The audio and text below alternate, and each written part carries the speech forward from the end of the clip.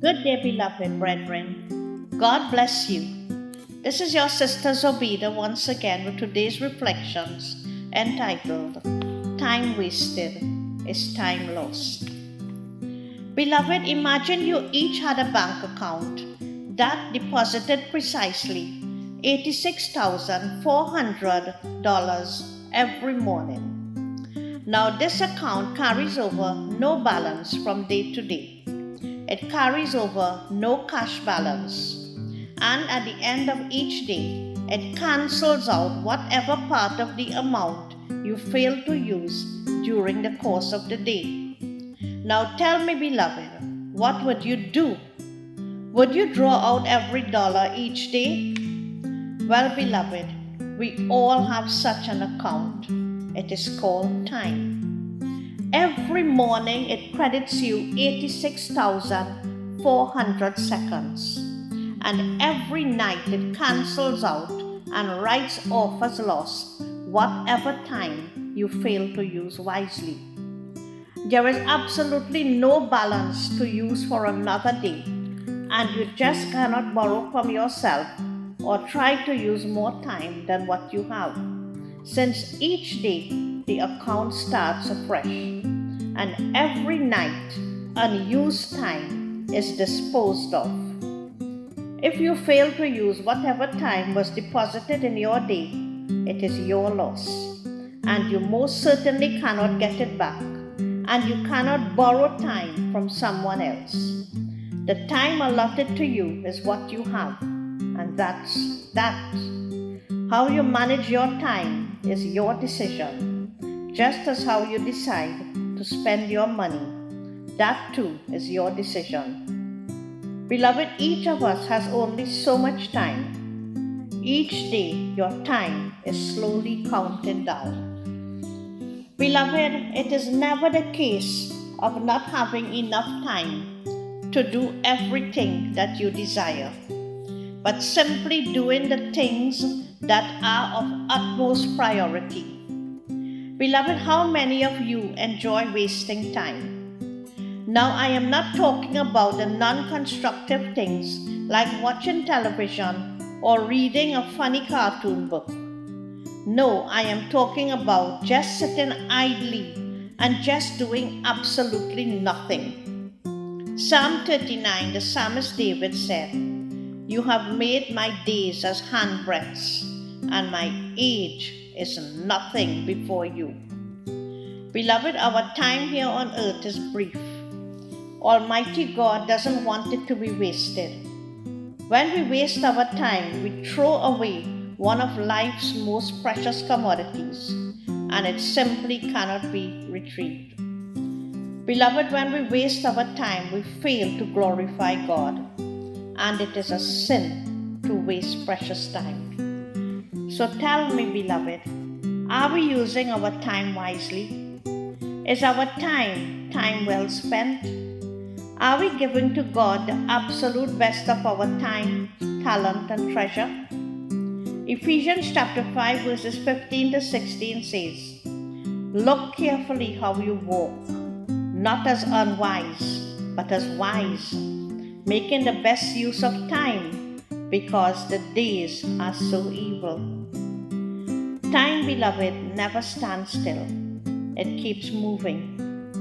Each of us is given 365 days or 12 months in every year and 24 hours in every day. Beloved, can you hear the clock ticking? It is the hands of time moving on. It waits on no one. We can never get back the time wasted on needless things. Yes, beloved, all the riches in the world cannot buy time. It is indeed a priceless commodity. Almighty God is the giver of time. We all will be held accountable to Him if we do not manage our time to honor and glorify Him. Yes, beloved, time is a gift from God, and it should not be taken for granted. You know, in some instances in the Bible, God actually gave extra time, an extension of life to some people. For example, there was King Hezekiah. He sinned against God, and so God told him to prepare for his death. But he pleaded with God to forgive him and extend his life. And so God gave him 15 more years to live. That is 2 Kings chapter 20 verses 6. And in the book of Joshua, chapter 10 verses 13, God struck the sun and the moon, all because of the prayer of one man, Joshua, and extended time for the Israelites to overcome their enemies. Beloved, isn't it the wish of us all that we too could be blessed with an extension of time? Just so that we could enjoy the beauty of God's creation a little while longer? But time, beloved, time quickly moves on, and it is soon gone. So, beloved, do not take the time that God has given you for granted. Each of us has been allotted a limited amount of time on this planet Earth. Scriptures tells us that God knew the day we were conceived, when we were secretly knitted together in our mother's womb. Psalm 139 verses 15 and 16, it says, "When my bones were being formed, carefully put together in my mother's womb, when I was growing there in secret, you knew I was there. You saw me before I was born. The days you allotted to me had all been recorded in your book, even before any of them ever began." Yes, beloved, God knew, and He knows when our life on earth will end. Hebrews chapter 9 verses 27 says, "For it is appointed unto man once to die, and after death comes judgment." And James chapter 4 verses 14 tells us that life is like a mist that quickly vanishes away. And so, beloved, we should all live each day as if it was our last. If today you should be called to stand before the judgment seat of Almighty God, will you be able to say with utmost confidence, "It is well with my soul"?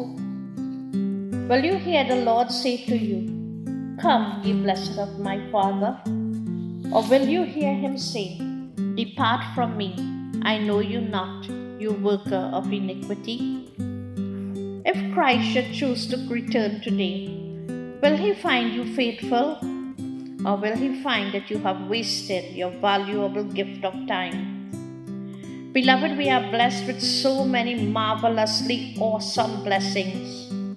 Doesn't God deserve only the best from us? Have you neglected God in your plight to find the more pleasurable things of this world? Remember, time wasted is time lost. It could never be regained. So give God His due, beloved, and God will most certainly give back to you. He will turn your waters into the best wine. I would like to leave you with one of my little faith-building stories. It's a true life drama story which happened many years ago when my children were very small. One weekend, my family decided to take a little weekend trip to a beach house in Mayaro. And so we packed up our little green Vauxhall car and headed off. It was Friday evening, and we hoped to have a fun-filled weekend, not knowing that it would turn out to be a dreadful nightmare. We arrived at the beach house around 6 p.m. on Friday, only to find that the electricity was out and the place was in total darkness. And so we lit candles and managed to grope around in the dark, getting things somewhat in perspective as well as we could. I tidied up the kids and put on their pajamas and tucked them into bed. Anyway, my mind was somehow not at ease. I felt as if we were being watched constantly by unseen evil eyes. And so I hardly slept that night. And come morning, I was up even before the crack of dawn. I went out on the beach and sat down and prayed for protection and for guidance. Anyway, my family was soon up, and so I prepared breakfast for them. And then I prepared lunch and covered down everything tightly and securely. And since my husband wanted curry duck for the Sunday lunch, we thought we would go to the village and buy a duck. And I also wanted to look for where the church was located, since Sunday morning was fast approaching. Now, let's go back a bit. You see, the entire beach house was fed with water from one large water tank. All the pipes in the house were connected to that tank. That tank supplied the water to the entire house. Now remember, in those days there was no blue waters or Dasani. And so, in coming back from the village, my children complained repeatedly of thirst. I kept telling them, we will soon get back to the house and you will drink all the water you desire. However, when we finally arrived at the house, upon seeing the intriguing waters of the ocean, my children somehow forgot their thirst and they ran eagerly down to the beach. I yelled at them to be careful and not to go in the water. When my husband went to the door, he found that it was unlocked. And so we rushed inside, only to find that everything was topsy-turvy. There was a yellow liquid substance all over the food that I had prepared. Everything was opened up. I opened the pipes and the waters ran yellow. It was reeking high of some ghastly scent that spelled death. My husband then went and opened up the water tank. The yellow substance was floating on top of the water, and the bottle which contained the poison was floating on the water too. Beloved, even to today, when I think about that, it sends chills up my spine. What if my children had gone straight to the taps for water? Tell me, what have been the outcome? What might have been my predicament? But beloved, someone bigger and mightier was indeed looking out for us. And up to today, He still is. God fixed it that my children was bedazzled by His creation. And so upon seeing the beauty of the beach, they forgot about their intense thirst for water. Yes, beloved, some evil person had broken into the house and poisoned everything. Food, water, everything, all over the place. The poison was thrown. The beds had large muddy footprints all over them, and the family Bible was flung to the ground. We called the police, but they could do nothing. And so, with a little help from the neighbor, we got something to eat and packed up and headed back for home. As I always say, my God is bigger and mightier than any enemy we can face.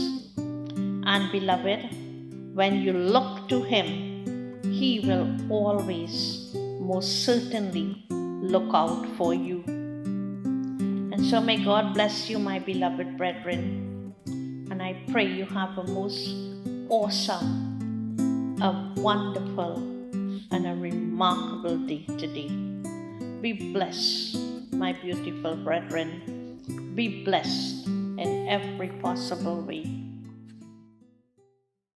Turn your eyes upon Jesus, Look full in his wonderful face, and the things of earth will grow strangely dim in the light of his glory and grace.